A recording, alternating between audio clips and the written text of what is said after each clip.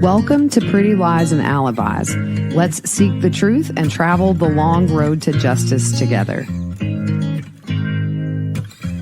What you know, Alibiers. Welcome to another episode of Pretty Lies and Alibis. I'm Gigi. Good to have you here. It's Monday. New day of testimony in the Chad Daybell trial.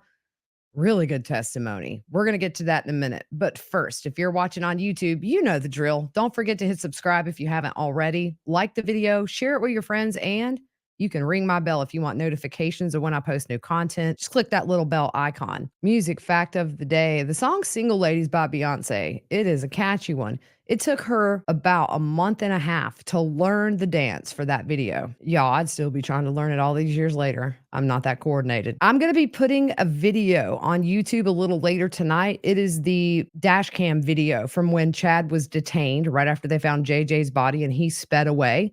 He has a conversation with Emma. We're going to get through that in this episode, but I will be putting that up on YouTube. I've cleaned up the audio. I'm going to subtitle it so it's a little easier to follow. The court did improve the audio and video today. It's much nicer. So if you're not watching due to the video and audio issues, shout out to Ada County, whoever does their tech. It is tolerable and much easier to watch. So tune in. I'm streaming it every day, going live at lunch. We're chit-chatting about testimony at breaks and at lunchtime. Big thank you to everybody who has donated super chats, who has sent donations, joined the YouTube channel and the Patreon members. Thank you for allowing me to do what I love. Some good news that's still sad at the end of the day. There will be a celebration of life for JJ and Tylee on April 27th at the Colonial Theater in Idaho Falls. It is open to the public. Visitation will be from 11 a.m. to 1 p.m. and then a service will follow between 1 and 2 p.m. If you can't make it, Nate Eaton at East Idaho News will be live streaming the entire thing so you can pay your respects from home. I will be there for that, and then I'm going to stay in Boise that whole next week, so I'll be updating live from Chad's trial the last week in April into that first week in May. The first witness of the day was Vince Kayakimoni. He's familiar with the telemate system at the Madison County Jail. That is where inmates can call, video chat, that kind of thing with people on the outside. After being booked, inmates are given a PIN number to set up telemate. They use the PIN and then they take a photo and say their name 3 times to record it before they can use these tablets. I have a whole jail to prison series that talks about these tablets in depth. I will link that playlist in the description. The calls, as we know, are recorded. Some inmates forget that. And the tablets are in pods in a day room. All inmates have access to that. They play the call from Lori to Chad the day they were searching the property. Lori, an inmate at Madison County Jail. This call is subject to recording and monitoring. If you don't wish to talk, hang up now. Hello? Are you okay? Oh, they're searching the property. The house right now? Yeah. Yeah. I'm at Emma's. Mark means we'll be talking to you. Okay. Well, are they in the house? No, they're out on the property. Are they seizing stuff again? They're searching. There's a search warrant, and so I just at Emma's with the kids. Okay. Yeah. I tried to set up a call. I'm glad you called. Yeah. And we'll see what transpires. Okay. Yeah, I don't. What do you want me to do? Pray? What? What do you want me Yeah, to pray. Pray. Yeah. Okay. What can I do for you? I'm feeling pretty calm. I would call Mark, though, maybe, and just talk with him. Have you talked to him already? I did call him, yes. So he knows what they're doing? Yeah. It's like a call from somebody else I need to talk to. I love you so much. Okay. I love you. Should I try to call you later? I don't know. I don't know. You can try, yeah. I'll answer if I can. Okay. I love you, and we'll talk soon. Okay, baby. I love you. Okay. Love you. Goodbye. Chad gets out and walks around the car. He kind of looks in that area, but ultimately he goes to Emma's house. That's his daughter. She lives People say kitty corner. We say catty corner. She lives catty corner to him. He stays about an hour and a half to 2 hours at his daughter Emma's house. On cross-exam, Pryor points out that Chad had the freedom to move at Emma's. And then Pryor says, when 30 officers show up to start doing a search warrant in your yard, you'd be nervous too. Well, yeah, especially if you know it's in your backyard. The witness talked about interviewing Chad's son Garth at school. They advised him of the findings of Tammy's cause of death after the autopsy took place when she was exhumed. And also at one point, they brought Garth into the Rexburg Police Department. He interviewed for a few hours and they brought him McDonald's. On a redirect, the tone was different on the call to Lori on June 9th than other calls they had listened to for obvious reasons. When Chad got off the phone, he walked around to the back of the car and then went to Emma's for an hour and a half. Pryor asked the witness if he was aware Chad was actually going to visit an attorney when he left Emma's house, and of course, the witness did not know that. Again, Pryor points out that there were many officers at his house and that Chad would be nervous. Then Pryor essentially says to suggest that he drove off because they found a body might not be the reason. He could have drove off for another reason. The next witness, Detective Wheeler from the Rexburg PD, he maintained safety at Chad's house during the search warrant in June. He also helped find some of Tylee's remains, and he did observe JJ's remains. He said that Chad was on the phone in his car for quite some time. At one time, he walked to the rear of his car and looked towards where JJ was buried. Witnesses told another officer nearby of that behavior, and it would have improved his vantage point of where they were working at JJ's burial site to walk around the car that way. Prior to this, Chad was inside his home. He appeared to be in a hurry when he left his house. He had items in his hand, and when he left the property, Chad had deputies following him from the time the search warrant started, and then when he left to go to his daughter Emma's, those officers followed him over there. At the point where Chad speeds off in his car, other officers jogged over to the witness and said to hurry and go stop him. He said that you could hear the acceleration and everybody thought Chad was trying to run. When Chad was stopped, investigators only had the request to stop him. He asked Chad to get out of the vehicle, and other detectives were on their way at that point. One thing to point out, Chad never asked questions about why he was being detained, and there was no shock, and he was compliant. So no, why are you pulling me over? Why are you detaining me? Why are you in my yard digging it up with a backhoe? None of that was ever said, and that's very telling. And I don't think that will be lost on the jury. They handcuffed Chad, and he was then told he was being detained. They did tell Chad that they found human remains. At this point, they played the video of Chad in the car. His daughter Emma is standing there and he is talking to her as he is seated in the car and she's standing outside. There was some talk between law enforcement about somebody staying there with Chad. At this point, Emma is talking to him and she cries. She said she loves him so much, and then she gives him a hug. She said, "I thought they took you down already." And he laughs and says something about it being on the Madison or Fremont County line, so he wasn't sure where they were going to take him. Can I just say, when you watch this video, when I post it later, if you hadn't watched it already, notice how many times Chad giggles and laughs. It is very frequent, and his affect is the opposite of what you would expect with somebody in a situation. He talks about the car he was driving when he was pulled over and asks if Emma could get it. They say they may have to search that car. He asked about his wallet, and he asked if Emma can have it. Law enforcement asks if they could go through it. And Emma says they're going to get Mark and Garth, which are two of her siblings, two of Chad's sons. He tells Emma that one card has money on it and that she can use it. He also tells her back at the house in the middle drawer in one of his son named Mark's room, there's $9,000 in an envelope. He tells her to go get that, and then he mentions the Hawaii bank account that he had from when he was on the island with Lori. He said in the same drawer with cash is a company business card, and he told her to make sure she got that. The witness said, "We don't know whether he was trying to figure out whether he was going to post bond or what, with telling Emma where all this money was." He said there was a pamphlet with a guy's card for the Wells Fargo auto loan in there also. Here's what's interesting. They talk about being able to communicate. And Emma says she has a Telmate account because she's been talking to Lori while Lori is in jail. Chad goes on to instruct her to make sure to send Lori commissary money. He said he was putting in $30 a week for her.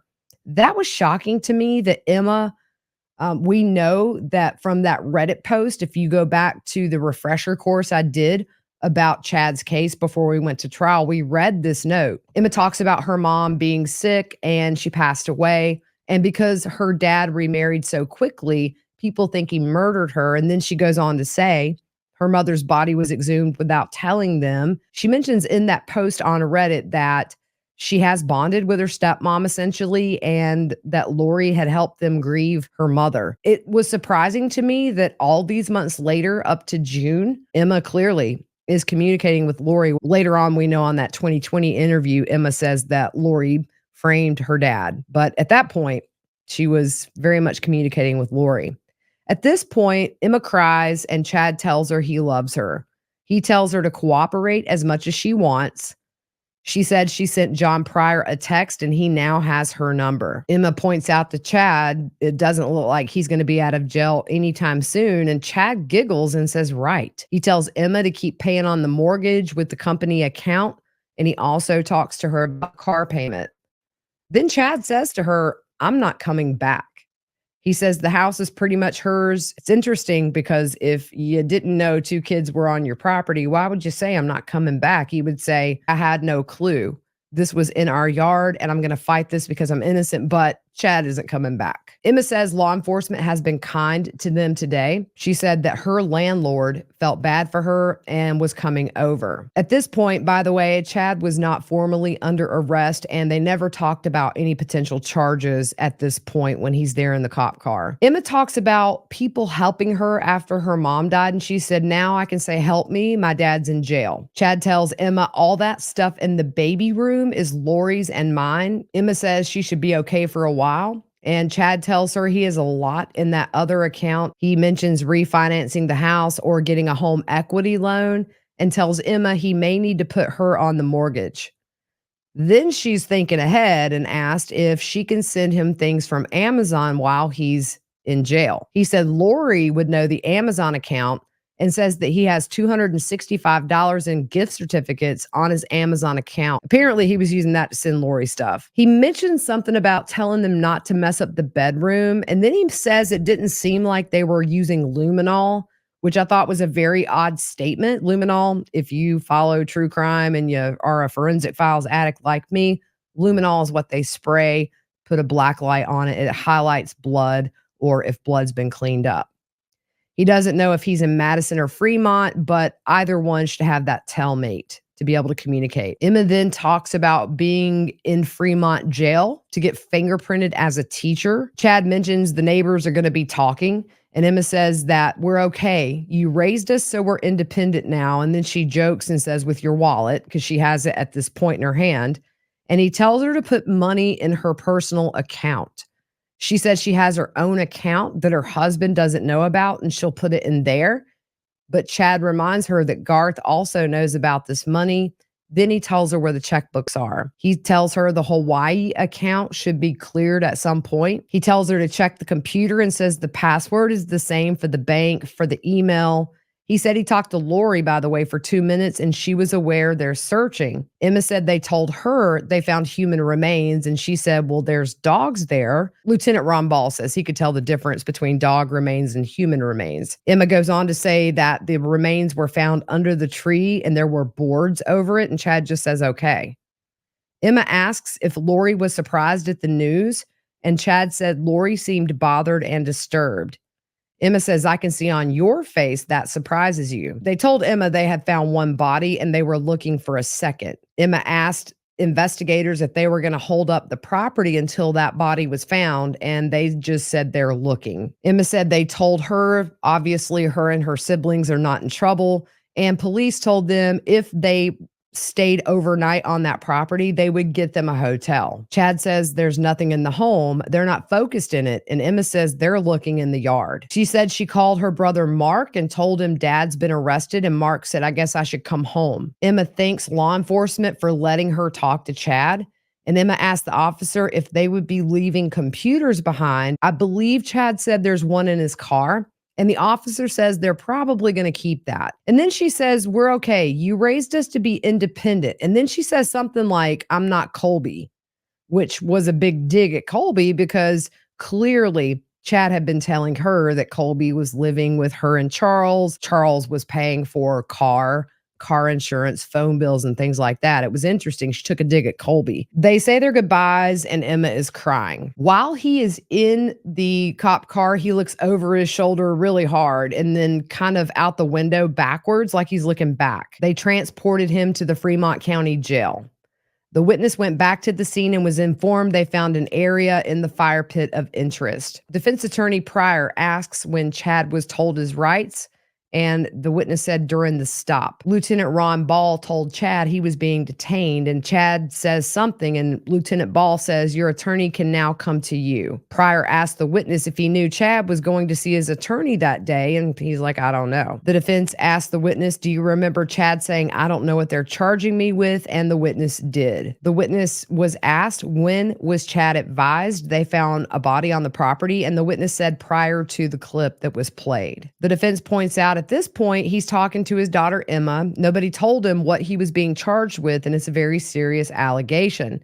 And that's not something that happens every day. He's out in the car, and obviously Emma was allowed to talk to him. The defense points out, we don't know what Chad was thinking, and we do know he's been told there's been a body found on your property, and the witness says that's correct. Pryor wants to go back to talking about the driveway. Originally, he's parked on the south side. The witness said southeast that goes into the backyard area where there's grass. Defense attorney Pryor says, would you agree parked in that location, it gives you the best view of both the pond and the fire pit? He also says the remains were found in the pasture area. Would you agree the backyard is where this driveway is?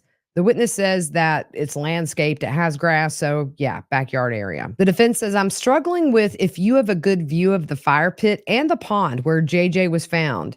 If your purpose is to observe for a nefarious reason, why would you move? And the witness is like, we told him he had to move. We had to bring crime scene stuff in the area. So Pryor moves on. Pryor asked if Chad was emotional at that point, and the witness said he didn't have a good vantage point to look at Chad's emotions. The defense says no look of fear or nervousness, and the witness says, I believe he did. He turned his head multiple times, maybe 4 to 5 times, looking back at the tree area, and then he did it again when he exited the vehicle. The defense says, if there's 30 officers digging, you don't think he'd be curious? And the witness says he was nervous. The defense points out Chad didn't run. He went to Emma's for an hour and a half to 2 hours. And he says that when Chad looked back, he was looking at his daughter and Lieutenant Ball. Lots of back and forth of what Chad was looking at. We all know what Chad was looking at. Chad was dropped off at the jail at approximately 12:45 p.m. And this witness got back to the property around 1:30, where he was assigned to work in the fire pit area. The defense asked how many people were at the fire pit area, and the witness just said he didn't want to estimate. There were multiple people going in and out. There were several people digging with shovels. They had sifters, hand tools, and other than clumps of rock or something hard, Tylee's remains were not obstructed by rocks or boards like JJ's was. Pryor may recall this witness, the state as well.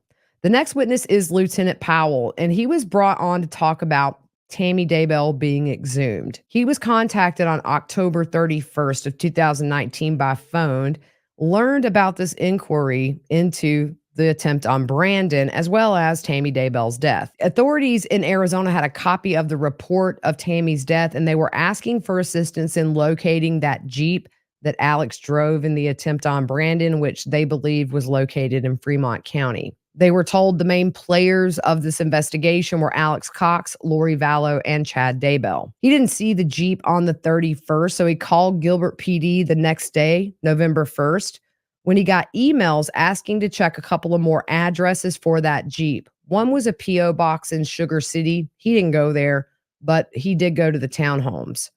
Also on November 1st, now get this, Tammy Daybell was murdered, by the way, October 19th. This is November 1st. During surveillance, they see Chad and Lori together. Rexburg PD was involved as well, since this would be in their jurisdiction. They saw Lori and Chad that morning, and investigators followed Chad from the townhomes back to his home where Tammy was killed and the kids were found. He went inside for a while and then he left. He and Lori went to a credit union in Rexburg and then they lost them after that. They went back to the townhomes to continue surveillance. Lori went to the P.O. box in Sugar City. She went to Walgreens and then back to the townhomes. Back at the townhomes, both Lori and Chad go to Idaho Falls. They watched Lori and Chad go into the credit union and also a Hobby Lobby and then to a restaurant called Cafe Rio. They were holding hands as they walked in the store. They showed a photo of this on the screen. They left Hobby Lobby, then went to the restaurant. The investigators did go inside. They talk about a report where Chad said Tammy didn't have health problems. She was at the doctor 2 months ago for an arm injury. Chad said she did not go to the doctor often because she didn't like to. The 2 medications Tammy most recently had was tramadol, which was a pain medication for that fall, and also an antidepressant. In unattended deaths, they do get the medical records of the deceased. Other than depression, Tammy's medical history was normal. And because she was healthy when she died, the warrant was obtained to exhume her body. They do show a progression of this. I'm going to show this on the screen. They did show her body on screen today. I'm not putting that on here, but you can go back to the YouTube channel and you'll see the witness talking about Tammy Daybell. But up on screen here, you see a photo of the backhoe before they broke ground. The photo below that is the backhoe digging up the grave. The middle photo up top is when they find the vault. The one below that is the casket. You can still see flowers that were placed on the casket. Same for the top right photo, just a clearer view of that casket. And then you see the photo of them loading her casket into the hearse. After that, they did show that photo of Tammy in her casket once she was at the medical examiner's office. It's not very graphic, but it's out there if you want to see it. One thing they look for is to make sure the casket hasn't been tampered with, and hers had not been. This witness was there throughout all of it, from her being exhumed, and he did attend the autopsy on cross. And I am not a huge fan of John Pryor's style, but it was an effective cross in that he was trying to get reasonable doubt in there. At the end of the day, do I think it's going to affect this jury? No. We have text messages that are very incriminating. We have other evidence that Chad wanted Tammy dead. Curious to see if they called Julie Rowe, somebody he verbally said to a couple of times that Tammy was going to die soon. All that's going to overpower this. And I think even the kids' testimony, when they get up for the defense to testify their mom was not in good health. We've heard these texts, and there may be more because we don't know what was on Chad's phone just yet. The defense talks about the call from Gilbert PD about Alex and Lori with the shooting involving Brandon. John Pryor points out Chad's not implicated, but was a person of interest because he was an associate of Lori. The defense asks, what's so suspicious about 2 single people going to Hobby Lobby and holding hands? And the witness is like, well, it depends. And then the witness says it's not suspicious. The defense just points out that ultimately Chad and Lori both were single. And so therefore it would not be suspicious if they were holding hands, but I have a different opinion. The defense points out he did not look at the death certificate when he went before a judge. And he said this often to get a warrant to have Tammy Daybell dug up from the ground. He says it in so many ways. The cause of death is a cardiac event or pulmonary edema. That was what was on the death certificate that was issued by the coroner, who agreed no autopsy needed to be performed. The defense says Tammy's father has health issues that involve his heart. And then he says you went and dug her out of the ground and didn't look at the death certificate. The witness says no. The defense points out Chad says that Tammy had a coughing fit, vomited, and went back to sleep and died. Chad told the coroner Tammy didn't have any medical conditions that were serious. She was taking a lot of herbal remedies and essential oils. Chad said that Tammy didn't like going to the doctor. She fell in the driveway, hurt her arm, and when she went to the doctor, she was prescribed those medicines. The defense also says Tammy had been feeling sick and was going through menopause. He points out the kids were not notified that Tammy was being exhumed. And then he goes on to talk about the bruising on Tammy that was found during the autopsy, and there were several.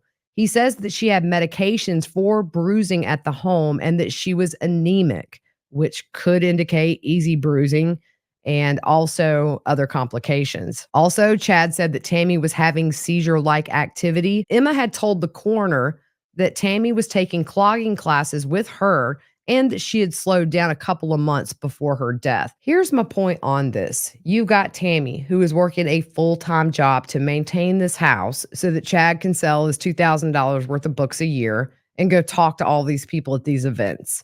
Tammy's in menopause. She took a fall. We don't know if Tammy knew about Lori and Chad. We do know Melanie Gibb said that Lori informed her Tammy was suspicious.